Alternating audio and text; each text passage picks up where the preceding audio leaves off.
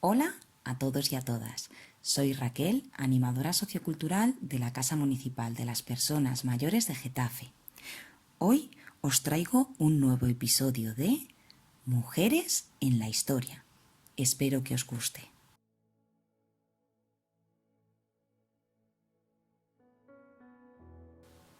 Beatriz Galindo, escritora española, conocida sobre todo por su fama de mujer culta, maestra de latín y gramática de la reina Isabel la Católica. Debido a su fama de humanista, preocupada por las letras y profunda conocedora de la lengua latina, se la conoció con el sobrenombre de la Latina. Conocemos bien la huella que dejó, sin embargo, la procedencia de Beatriz es dudosa. Se hablaba de dos posibilidades: que fuera hija de Martín Fernández Galindo, caballero de Écija y comendador de la Orden de Santiago, o, la más probable, que su padre fuera Juan López de Gricio, como afirma González Fernández de Oviedo en su obra Batallas y Quincuagenas.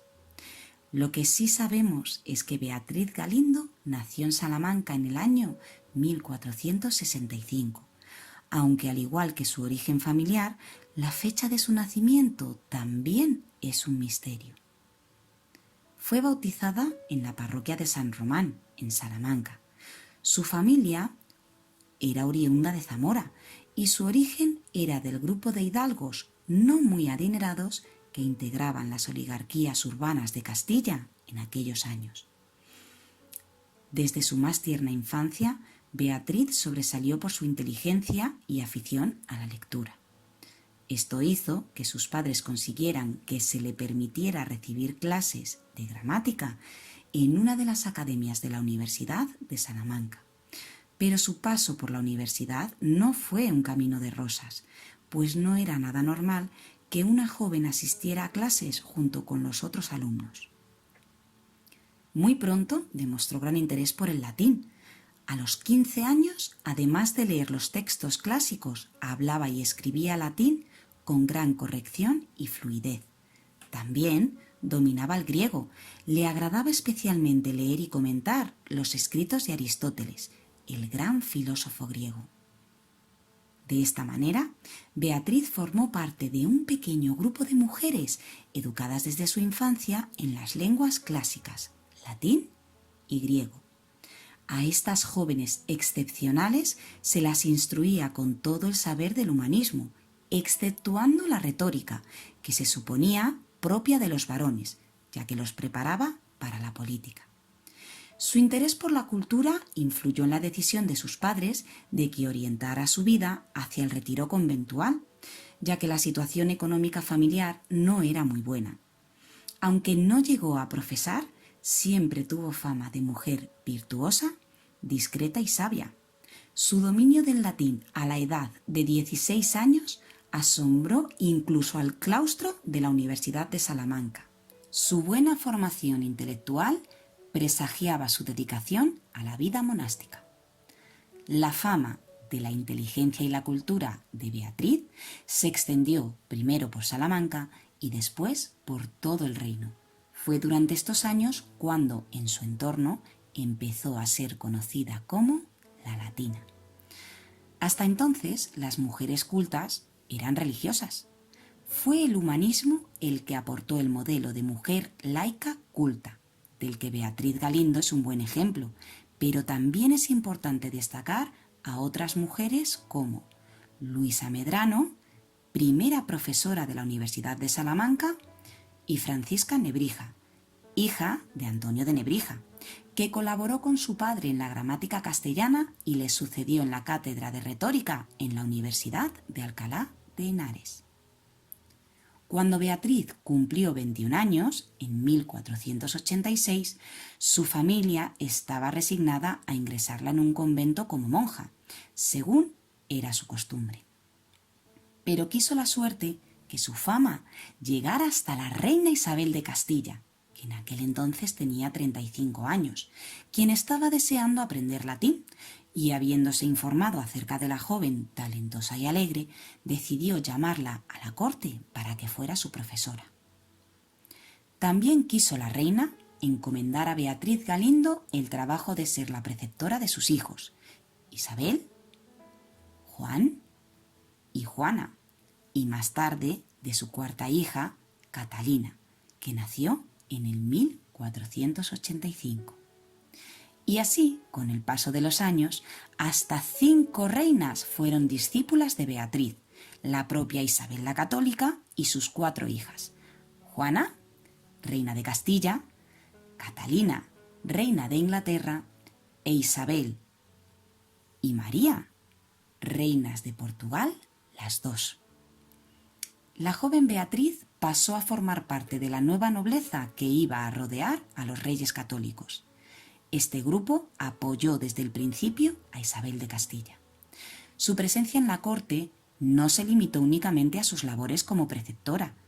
La reina tenía en muy alta estima los consejos y opiniones de la joven maestra. Beatriz tuvo una larga amistad con la reina Isabel, a la que sirvió con fidelidad. Y pasaría poco tiempo cuando la reina Isabel, por el gran aprecio que sentía hacia Beatriz, decidió casarla con Francisco Ramírez de Madrid.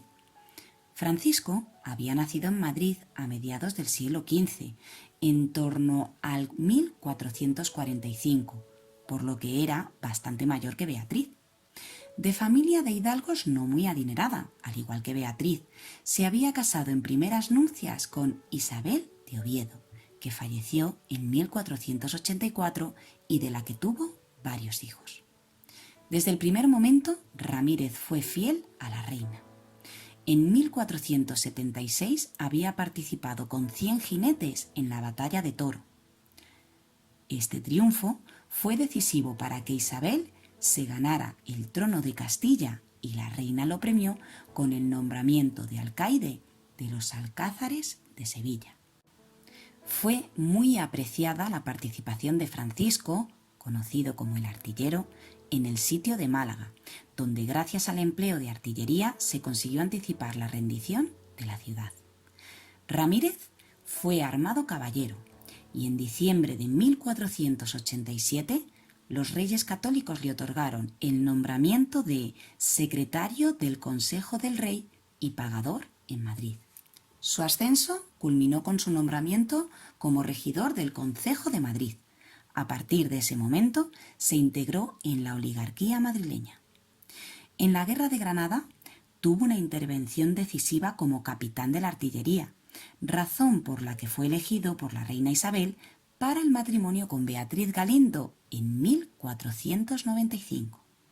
De esta forma, unía a 2 de sus más predilectos y fieles colaboradores: Beatriz, una de sus consejeras más próximas, y Francisco, que la había apoyado en su lucha contra su hermano Enrique IV y, tras la muerte de éste, contra su sobrina Juana por el trono castellano.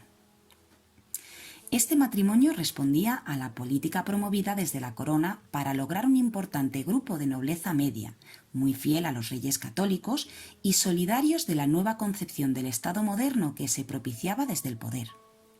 Por esta razón, la boda de Beatriz y Francisco sería realizada en segundas nupcias, recibiendo Beatriz de la reina 500.000 maravedís, unos 50.000 euros, como regalo de boda, ya que Isabel no estaba dispuesta a permitir que Beatriz abandonara la corte. Francisco y Beatriz tuvieron 2 hijos, Fernando y Nuflo, y varias hijas. El primogénito fue apadrinado por Fernando el Católico, al que impuso su nombre, y fue paje del príncipe don Juan. Su otro hijo varón se llamó Nuflo, pues su padre era muy devoto de este santo, que le había salvado la vida en alguna ocasión en la lucha contra los musulmanes granadinos. Isabel, reina de Castilla, se había rodeado de mujeres que pudieran colaborar en su proyecto humanístico, para adecuar la sociedad española a los principios políticos y sociales que se preconizaban en el Renacimiento, entre ellas María Pacheco, Ana Cervatón, Juana Contreras, Ángela Carlet e Isabel Vergara. Las escasas posibilidades que tenían las mujeres para intervenir en los asuntos públicos dio lugar a que orientaran el desarrollo de sus actividades en los espacios en los que se toleraba la presencia femenina. De esta forma, la reina Isabel promocionó, sobre todo, las intervenciones de las mujeres de su corte en los espacios de la religión y de la cultura. Se preocupó por la religiosidad y por elevar el nivel cultural, y Beatriz siguió fielmente la política de la reina, ya que el poder político era privativo de los hombres. Isabel había accedido a la corona de Castilla y Beatriz Galindo, aunque no tuvo una base legal para intervenir en la política municipal madrileña, arbitró los medios oportunos para conseguir lo que le convenía en esta villa. Sin embargo, Beatriz no destacó solo por su inteligencia, su conocimiento de latín o de los escritos de Aristóteles, sino sobre todo como impulsora de fundaciones benéfico-religiosas en Madrid. Además, mostró su apoyo a la recién creada Orden Concepcionista, que era la preferida por Isabel y por las mujeres de su entorno, lo cual demuestra claramente la presencia política de Beatriz en la vida municipal madrileña, aunque sería a raíz de su viudedad. Tras su matrimonio, Beatriz estaba la mayor parte del tiempo en la corte, pero en algunas ocasiones debía residir en Madrid, puesto que su marido era regidor de esta villa y debía ocuparse de los intereses que ahí tenía. Por aquel entonces, Beatriz Galindo y Francisco Ramírez decidieron fundar en Madrid un hospital de beneficencia y 2 conventos de monjas. La creación de estos conventos era una necesidad para aquellas jóvenes nobles que no encontraban matrimonio o que buscaban un lugar donde desarrollar sus aptitudes intelectuales, lo que no les estaba permitido por ser mujeres. Un ejemplo de ello serían Santa Teresa de Jesús o Sor Juana Inés de la Cruz. En el año 1499, Francisco y Beatriz hicieron edificar el hospital cerca de la Plaza de la Cebada, en Madrid. A esto se estuvieron dedicando juntos hasta que en 1501 Francisco fallece en las Alpujarras granadinas, luchando por sofocar la revuelta mudéjar que se había iniciado ese mismo año, al no respetar los castellanos las capitulaciones pactadas con los mudéjares granadinos. Recordemos que los mudéjares eran personas de origen musulmán que vivían en territorio cristiano durante la dominación islámica. El hospital de Beatriz y Francisco debía atender a una docena de hombres, seglares y religiosos, asistidos por 5 mujeres mayores de 40 años, debidamente seleccionadas. Tras la muerte de Francisco, Beatriz dotó generosamente el hospital con inmuebles heredados de su marido, con el fin de retirarse a vivir allí. Por este motivo, Beatriz adecuó en el hospital unas estancias para su residencia y la de sus hijas, además de otras mujeres allegadas. Hay que saber que, por aquel entonces, los hospitales no solo eran centros sanitarios, sino que además se dedicaban a la labor asistencial, atendiendo junto con los enfermos a otras personas necesitadas. Es más, este hospital, además de servirle de residencia, fue una creación asistencial importante y diseñada por Beatriz, como se refleja en las instrucciones de 1535, en que se definen los objetivos de la fundación, que decían lo siguiente: se atendería a personas necesitadas y especialmente a presos, pobres vergonzantes, caminantes y, sobre todo, a mujeres y niños y a huérfanas a las que se prepararía para el matrimonio. Se demuestra de esta manera que Beatriz tenía la intención de crear una obra social de protección a las mujeres desvalidas. El Hospital de la Latina estuvo funcionando hasta 1899, siendo derribado en el año 1904 para poder ensanchar la calle Toledo. Parte del solar fue ocupado por el Teatro de la Latina. La portada del hospital, de arco apuntado y 3 esculturas en la parte superior, coronadas con doseles góticos y los escudos de los fundadores, fue desmontada y trasladada a la Escuela de Arquitectura de Madrid de la Universidad Politécnica. A partir de su viudedad, que mantuvo para conservar la tutela de sus hijos cuando eran niños, su vida quedó reducida a sus fundaciones religiosas y a velar para que prosperasen, además de intentar acrecentar su hacienda. Por esta razón, Beatriz decidió abandonar sus actuaciones cortesanas y dedicarse a su familia, para lo que fijó su residencia en Madrid. Solo se conoce una ocasión en que Beatriz abandonó la villa de Madrid. Esto fue en 1504, cuando murió Isabel la Católica, ya que acompañó al cadáver de la reina hasta Andalucía, ya que había dispuesto que la enterraran en Granada. Ya que tanto su marido como ella no eran de la alta nobleza, sino que procedían de familias de hidalgos de las oligarquías urbanas, su situación económica no era equiparable a la de la alta nobleza. Y a pesar de ser de la nueva nobleza potenciada por los reyes católicos y de haber recibido buenas donaciones de los monarcas, la muerte prematura de Francisco hizo que Beatriz tuviera que ocuparse del bienestar de sus hijos, por lo que en 1502 Beatriz había interpuesto un pleito para que se reconocieran los derechos de su joven hijo Fernando para ser regidor del concejo madrileño. Esto supondría una posición relevante en la villa y los ingresos derivados del cargo. Beatriz luchó para asegurar que los derechos de su marido fueran heredados por su hijo, para mantener la posición social e influencia política del padre. También consiguió crear 2 mayorazgos para sus 2 hijos varones en 1504. El de Fernando estaba constituido fundamentalmente por las tierras que Francisco Ramírez había recibido en Bornos, tras sus intervenciones en la Guerra de Granada, mientras que el mayorazgo de Nuflo estaba centrado en las tierras madrileñas de Rivas. Pero tanto Fernando como Nuflo, a medida que pasaban los años, no supieron mantener las haciendas en la buena situación que las recibieron de su madre, que las había administrado durante su niñez con gran acierto. Por este motivo, Beatriz en varias ocasiones tuvo que ayudar a ambos a pagar deudas para evitar que peligraran alguno de los bienes que constituían estos mayorazgos. La dedicación religiosa y piadosa de Beatriz la llevó a iniciar otras 2 fundaciones, gracias a los bienes inmuebles y a las rentas heredadas de su marido en la villa de Madrid. Con estas actuaciones colaboraba en la política religiosa de la reina católica, aunque viviera apartada de la corte, orientada a la reforma del clero. Esta preocupación por sus fundaciones religiosas le ocasionó problemas con sus hijos, sobre todo con Fernando, el primogénito, ya que reclamaban una mayor cuantía para sus mayorazgos y menor para las fundaciones.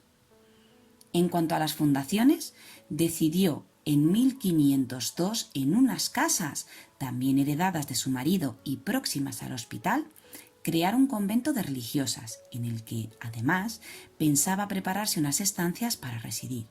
Pero la nueva fundación planteó un problema político-religioso grave.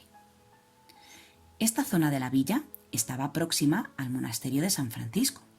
Los monjes franciscanos tenían una gran influencia y poder en esta parte de la villa y no toleraban más que la presencia de religiosas que pertenecieran a la familia franciscana. Sin embargo, Beatriz había optado en el primer momento por religiosas jerónimas, bajo la advocación de la Concepción, lo que hizo que los franciscanos opusieran firme resistencia ante el concejo, ya que temían que los jerónimos, cuyo convento estaba muy alejado del centro de la villa, en el camino de Guadalajara, próximo al actual emplazamiento de la iglesia de San Jerónimo, quisiera intervenir en esta zona de Madrid a través de la fundación de religiosas jerónimas, pudiendo presentar una fuerte influencia jerónima en un barrio en el que los franciscanos tenían un gran poder. Tras múltiples presiones, Beatriz Galindo tuvo que llevar en 1511 a las religiosas jerónimas a otras casas de su propiedad en el arrabal de la Santa Cruz, fundando y dotando un convento conocido por la Concepción Jerónima, hoy desaparecido, pero ha dejado rastro en la toponimia urbana. Beatriz mandó construir una casa cerca del convento de la Concepción Jerónima. El edificio era de una planta con 2 patios intermedios, la fachada de estilo plateresco, El portón de entrada estaba coronado por un escudo con las armas de los Ramírez y los Galindo. Con el transcurso del tiempo, esta casa señorial en donde residió Beatriz con sus hijos fue conocida como Palacio de Viana. No obstante, esta solución no la satisfizo del todo, pues aunque su estancia en el convento era como seglar no sometida a la regla, el convento estaba alejado del hospital y ella quería un convento próximo para poder trasladarse de uno a otro. Por ello, en 1512 decidió una nueva fundación en las casas donde en primer lugar había querido instalar a las Jerónimas. El nuevo convento de religiosas franciscanas, bajo la nueva regla concepcionista, manteniendo por esto la misma advocación, se denominó Convento de la Concepción Francisca. Aquí se instaló un grupo de mujeres que integraban el beaterio de San Pedro el Viejo. Hago un paréntesis para indicar el problema que había en este entonces con los beaterios, que eran comunidades femeninas no sometidas a ninguna regla ni a la jerarquía eclesiástica. Era un tipo de religiosidad individualizada, en la que se pretendía una vida austera y la comunicación con la divinidad sin que mediara ningún tipo de intervención extrema. Estas prácticas religiosas, femeninas, estaban fuera de lo establecido por la Iglesia, pues no había una regla que ordenase la vida de estas mujeres, cuyas creencias estaban dentro del ortodoxo, pero que ellas querían vivir de una manera propia y decididamente autónoma. Aunque los beaterios no podían suprimirse, pues las beatas eran buenas cristianas y hacían una importante labor social en las ciudades, la reforma de Cisneros, propiciada por Isabel la Católica, pretendía someterlas a una de las reglas establecidas. De esta forma, con la fundación de Beatriz se solucionaban varios problemas del concejo madrileño. Se seguía por un lado la política de la reforma de la vida religiosa, se contentaba a los franciscanos y se dotaba a la villa de un nuevo convento femenino. El convento estaba comunicado con el hospital y también aquí se prepararon unas estancias para cambiar de residencia a su conveniencia y trasladarse de uno a otro en cualquier momento. A lo largo de su vida utilizó las 3 residencias atendiendo a sus intereses. El convento de la Concepción Francisca fue derribado a finales del siglo XIX para ensanchar la calle Toledo. En su lugar se construyó otro, entre 1904 y 1907, al que se le llamó Convento de la Latina. Por otro lado, se preocupó de que el Concejo de Madrid mejorara el barrio que ella estaba promocionando con sus fundaciones, por lo que hizo trasladar un muladar, comúnmente conocido como vertedero, que había próximo al hospital, y clausurar un cementerio mudéjar que había en las cercanías, ya que consideraba que eran vecindades que no favorecían a sus fundaciones. Por otra parte, también llevó a cabo una serie de reformas de la Torre del Pardo, cuya alcaidía pertenecía a su marido y se traspasó a su hijo. Beatriz Galindo residió hasta su muerte en la Villa de Madrid, alternando su estancia en sus 3 fundaciones, aunque no llegó a profesar en ninguno de los 2 conventos de religiosas, pero con su presencia velaba para que se desarrollaran convenientemente y todo se mantuviera en orden. Además, ella mantenía su posición de viuda privilegiada. No obstante, su mayor predilección fue por el convento de la Concepción Jerónima. Esto se manifestó en que aquí decidió que se pusiera el enterramiento de su marido y el suyo, y a él legó sus libros en latín. La vida de Beatriz fue larga, pues murió con 70 años en el 1535. Fue enterrada en la iglesia del convento de la Concepción Jerónima, bajo el altar del coro alto. Su sepulcro es de estilo renacentista plateresco.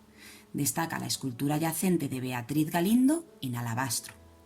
Tanto sus restos como su sepulcro han ido acompañando a la comunidad religiosa de las Jerónimas en sus sucesivas sedes.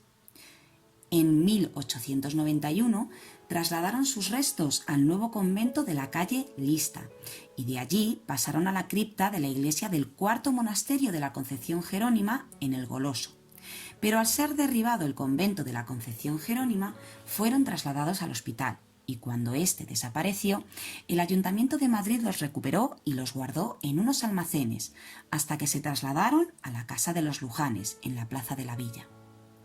En 1992, los sepulcros fueron trasladados al Museo Municipal en la calle Fuencarral, y hace unos años se asentaron definitivamente en el Museo de San Isidro o de los Orígenes, en la Plaza de San Andrés.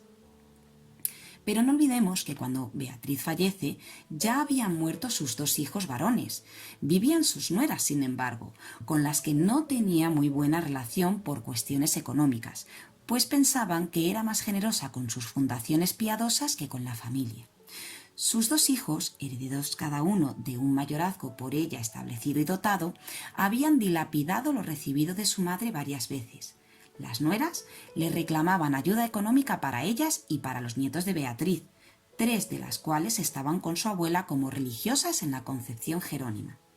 Beatriz dictó su testamento el 23 de noviembre de 1534, en una de sus estancias en el hospital, y aquí murió a finales del año siguiente. Ella había conseguido que todos los que murieran en este lugar gozaran de indulgencia plenaria, de la que ella también se benefició. Para aquellos que no lo sepáis, la indulgencia plenaria es el perdón de Dios por todos los pecados cometidos y confesados hasta ese momento, eliminando totalmente la deuda que se debe pagar por esos pecados. Si no hubiera indulgencia plenaria, esta pena se pagaría solo de 2 formas, con los sufrimientos y las obras buenas de esta vida o con un tiempo en el purgatorio.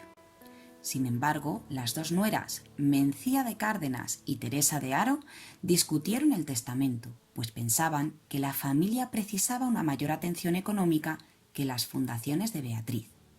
Ella perdonaba a sus hijos muertos antes que ella, Fernando y Nuflo, y por tanto a cada una de las 2 familias creadas por ellos toda la serie de deudas que tenían con su madre por las ayudas que les había ido prestando en momentos de crisis económicas.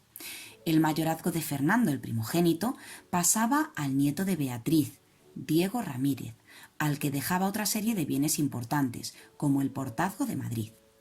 También establecía una buena dote para su nieta primogénita y ampliaba el mayorazgo de su segundo hijo, Nuflo, que pasaba a su nieto Francisco Ramírez. El resto de los nietos y las nietas que no eran religiosas recibían donaciones. Beatriz, en su testamento, recordaba a todas las personas que habían estado a su servicio. Establecía que si por diversas circunstancias sus descendientes desaparecían y no quedaba nadie de su familia para heredar los bienes patrimoniales, todo pasaría a partes iguales a sus 3 fundaciones madrileñas.